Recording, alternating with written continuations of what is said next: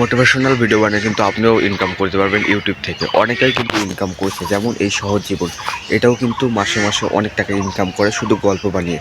আপনি এই চ্যানেল থেকে একটু ঘুরে আসুন, এর ভিডিও কালেকশনগুলো দেখুন, দেখবেন সব কয়টা ভিডিওতে কিন্তু সে গল্পই বলে থাকে। তার কিন্তু কোনো ফেস দেখানো লাগে না, শুধু সে ভয়েস দিছে এবং কয়েকটা গল্প বলছে, এই দিয়ে কিন্তু সে ইউটিউবে সফলতা অর্জন করতে পেরেছে। আপনিও চাইলে পারবেন। কোথা থেকে ভয়েস নিয়ে আসবেন, মানে ভয়েস এডিট করবেন, আপনার ভয়েস দিয়েই এডিট করতে পারবেন। ফুটেজ কোথা থেকে কালেকশন করবেন, কোন অ্যাপস ব্যবহার করবেন এডিট করার জন্য, সব কিছু কিন্তু আমি এই ভিডিওতেই বলে দিব আপনাদেরকে। পুরো একটি ভিডিও A to Z কী করে তৈরি করতে হয়, থাম্বনেল কী করে তৈরি করতে হয়, সব কিন্তু আজকের ভিডিওতে আমি দেখাই দিব, ঠিক আছে।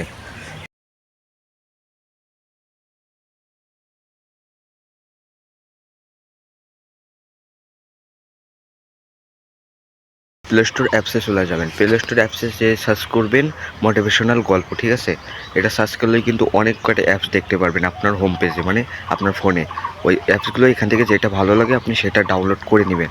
তো আমি সাপোজ এই অ্যাপসটিকে ডাউনলোড করে নিচ্ছি।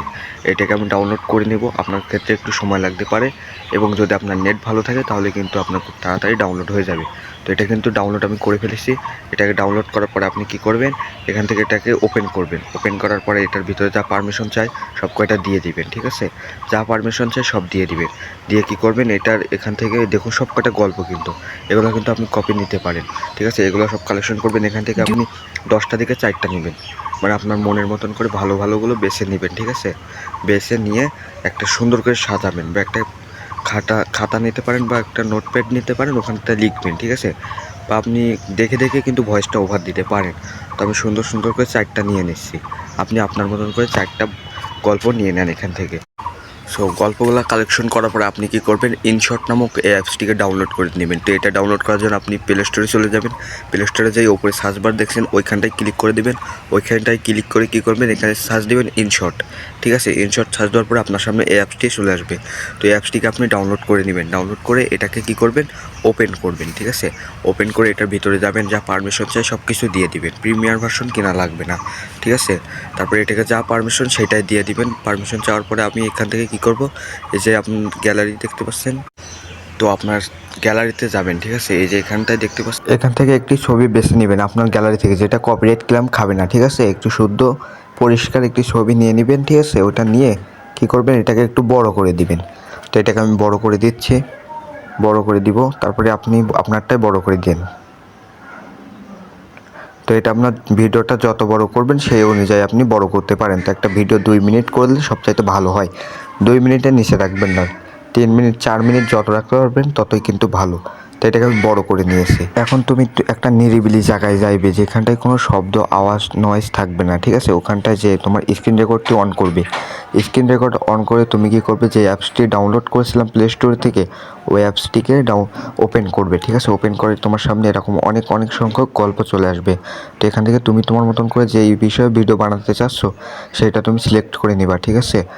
সিলেক্ট করার পরে আমি ধরো এটা সিলেক্ট করলাম ভবিষ্যৎ নিয়ে চিন্তা, কারণ সব ছেলেদেরই ভবিষ্যৎ নিয়ে চিন্তা থাকে, ঠিক আছে।